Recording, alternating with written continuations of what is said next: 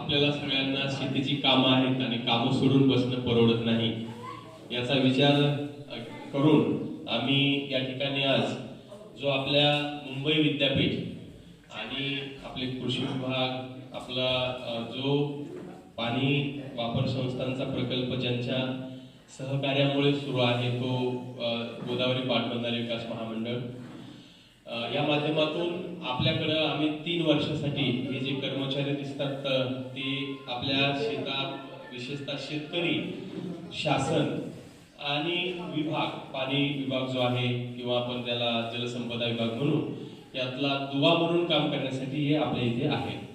तर सर्वप्रथम मी आपल्या गावकरी बांधवांच्या या आजच्या कार्यक्रमाला उपस्थिती संदर्भामध्ये पहिल्यांदा कौतुक करतो आणि विशेषतः आपल्या प्रथम नागरिक सरपंच ताई रेखाताई भूषण कानडे आणि त्यांचे मिस्टर पण आतापर्यंत इथेच होते मला वाटतं. तर कानडे साहेब त्याच्याबरोबर आपल्या याच कार्यक्रमासाठी आपल्या या गावामध्ये जी पाणी वापर संस्था आहे या पाणी वापर संस्थेचे ज्ञानेश्वरजी त्याच्यानंतर या पाणी वापर संस्थेबरोबरच आपल्या काही इतर पंचक्रोशीतल्या ज्या पाणी वापर संस्था आहेत त्यामध्ये आमचे अमोलजी आहेत. त्यानंतर आपल्या आताच ज्यांचा आपण सत्कार केला तरुण संतोषजी आहेत.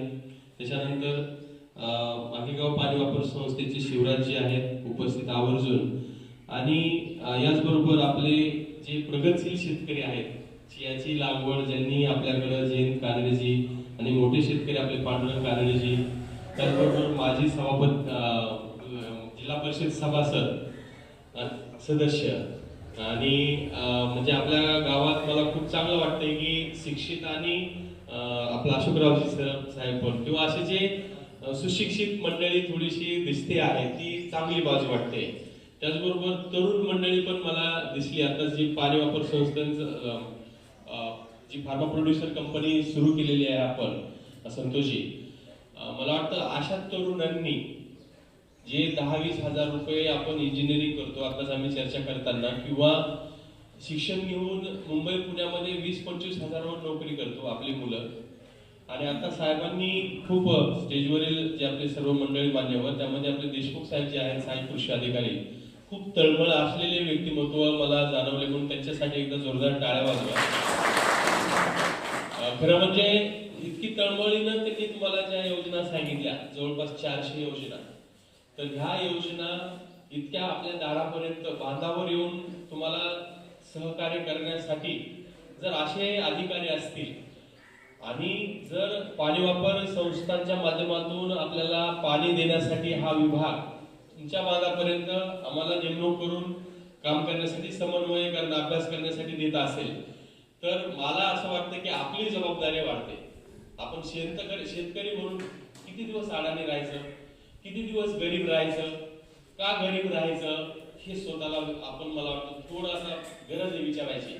ठीक आहे आपले हे आई वडील थोडेसे मोठे आहेत त्यांना काही गोष्टी माहीत नव्हत्या पण तरुण पिढी आता दिसते जे चेहरे आहेत ह्यांनी इकडे तिकडे फिरण्यापेक्षा कमी पगारावर नोकरी करण्यापेक्षा आपल्याला जी शेती आहे आताच आम्ही सरपंच साहेबांशी चर्चा करताना आणि तुमच्या नागरिकांशी गावातल्या चर्चा करताना इथली शेती इतकी उत्तम आहे तुमच्याकडे 40-50-60 फूट पर्यंत काळी आहे खाली पुन्हा वाळू चाललेलं आहे त्याच्यानंतर पाणी विभाग द्यायला तयार आहे तुम्हाला त्यांनी आम्ही जी आमची सगळं कर्मचारी मंडळी आहे मुंबई विद्यापीठाची राहुलजी शिंगलजुले किंवा त्यांच्या सोबतची सगळी टीम आहे एक्सपर्ट टीम आहे त्या शेती क्षेत्रातली तुम्हाला काउन्सिलिंग करण्यासाठी MSW अशी आणि विद्यापीठाची कोणता NGO किंवा प्रायव्हेट संस्था नाही. मी प्राध्यापक आहे शेती आणि ग्रामीण विकासाचा प्राध्यापक मुंबई विद्यापीठातला आहे. आमचं एवढंच की आपण पॉलिसी डिपार्टमेंट आहे मुंबई अर्थशास्त्र विभाग मी ऐकला असेल की देशाच्या नियोजन आयोगामध्ये आमचे जास्तीत जास्त प्राध्यापक भालचंद्र मुंगेकर तुम्ही नाव ऐकलं असेल नरेंद्र जाधव ऐकलं असेल हे सगळे आमच्या विभागाचे मोठे व्यक्ती आहेत.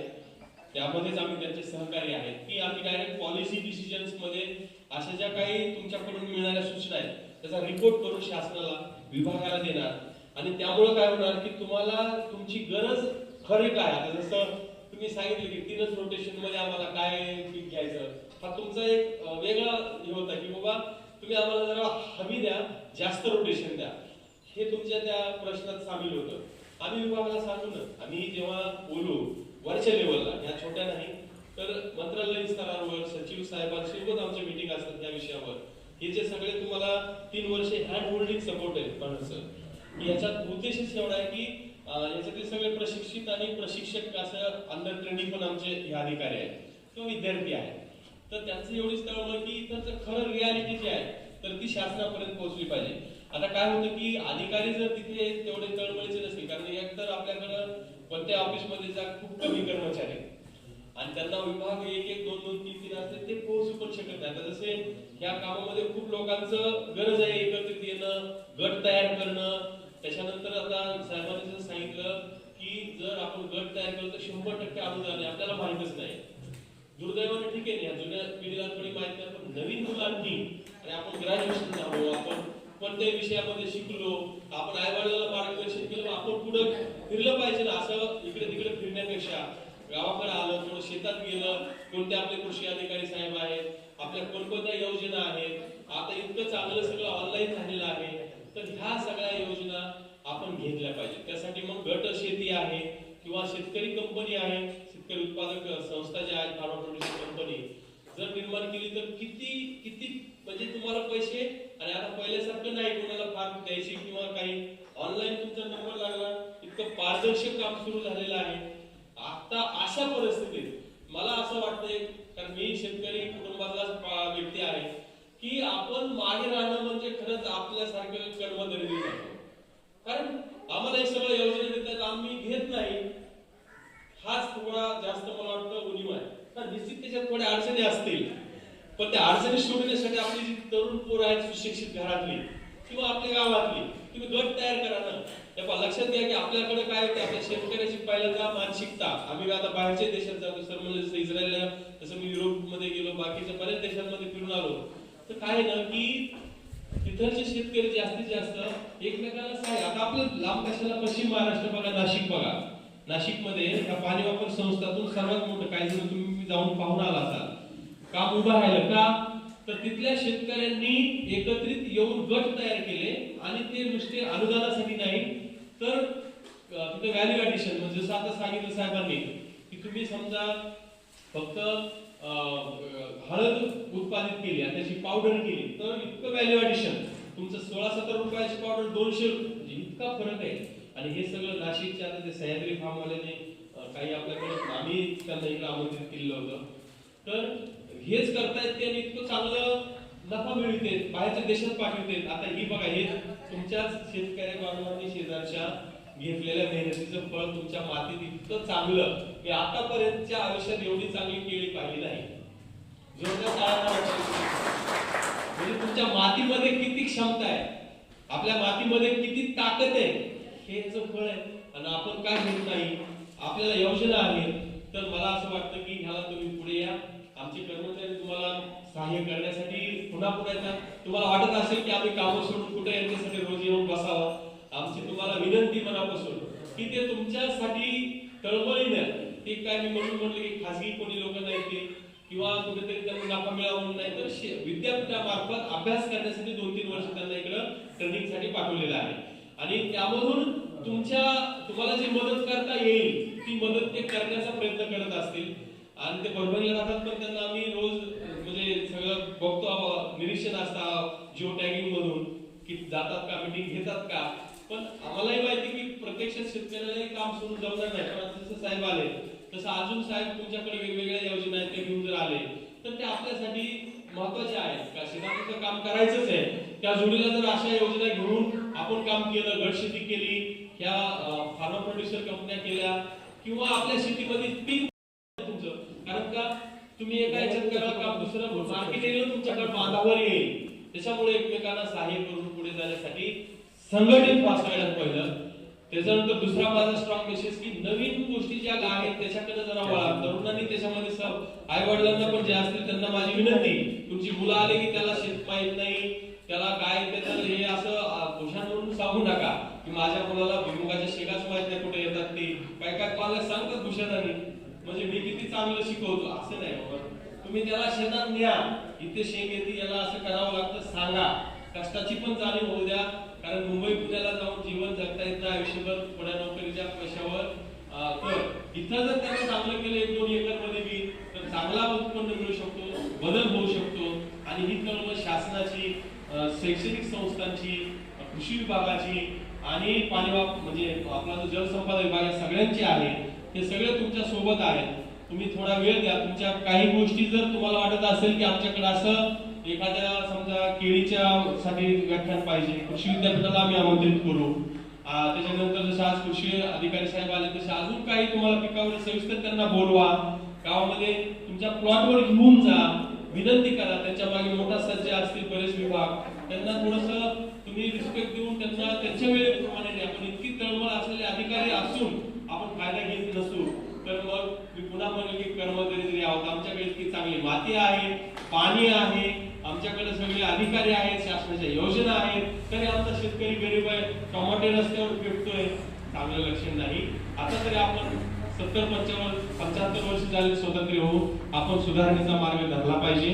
आणि इथून पुढे तरी आपण चांगल्या बदल, कारण बघा पश्चिम महाराष्ट्रात खूप शेतीचं क्षेत्र कमी आहे.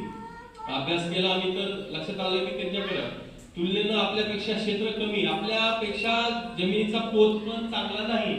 पण किती सुजलाम सुफलाम झालेला आहे तो भाग. फक्त त्यांच्या कोणत्याही बदलासाठी मानसिक बदल पहिला महत्वाचा आहे. मी हे करू शकतो, चियाची लागवड मी करू शकतो, तिसरं पीक घेऊ शकतो. आता तिळाच्या संदर्भातलं सांगितलं, उन्हाळी पीक ठीक आहे ना, त्याला मला वाटतं जास्त जनावरांचा किंवा याचा त्रास होत नाही. अशी पिकं निवडा ज्याच्यामध्ये शेतकऱ्याला थोडा खर्च कमी येईल आणि त्याच्यावर काही रोग पडणार नाही, जनावरांचा काही अटॅक येणार नाही. अशा पिकांना घेऊन प्रयोग सुरू करा. आता ह्याच्यात काय तुम्हाला मी फक्त लास्ट गोष्ट थांबतो कारण तुम्हाला सगळ्यांना काम असतील की आपण जर आता तळ ह्या वर्षी भरलंय धरण तुमचं निम्न दुधना आणि पाणी मागणी घेतली नाही तर तो विभाग म्हणतो की ते पाण्याची गरजच नाही, शेतकरीच करत नाहीत. आम्हाला त्या आपले जे विभागाचे ईडी साहेब आहेत खूप चांगले तिरुमलवर साहेब, ते म्हणाले सर तुम्ही तुमची जी टीम आहे त्यांना विनंती करा की यावर्षी उन्हाळी पिकं तुम्ही किती हेक्टर घेऊ शकता. आम्हाला त्यांनी आव्हान दिलं तर आम्ही म्हणालो की ठीक आहे, आता आम्ही आमचे प्रयत्न करा. 1 हेक्टर बी बदलायला शेतकरी काय सोपा नसतो, कारण त्यालाही तो रिस्क घ्यायला तयार नाही. पहिलं तुम्ही रोटेशन किती देणार आम्ही त्यांना जेव्हा बोललो 3 रोटेशन तर त्यांनी साहेब म्हणलेलंच आहे. आता पुढे आम्ही म्हटलं की नाही एखादं वाढवा 2 वाढा तर वाढवू शकतील. म्हणून मला असं म्हणायचं की जसं चियाचं तुम्ही पीक घेतलं, अजून उन्हाळी पिकासाठी अशी जास्तीत जास्त मागणी जाऊ द्या. आपले जे प्रतिनिधी आहेत विशेषतः जे गावामधले मोठे शेतकरी आहेत, सरपंच बांधव आहेत, सगळ्यांना माझी विनंती आहे, पाणी वापर संस्थाचे पदाधिकारी की जास्तीत जास्त उन्हाळी लागवडीसाठी तुम्ही मागणी द्या. पाणी देण्यासाठी आम्ही त्यांना भाग पाडू. हे जर आपण केलं तर कुठेतरी बदल आपल्या सगळ्याच्या माध्यमातून होईल.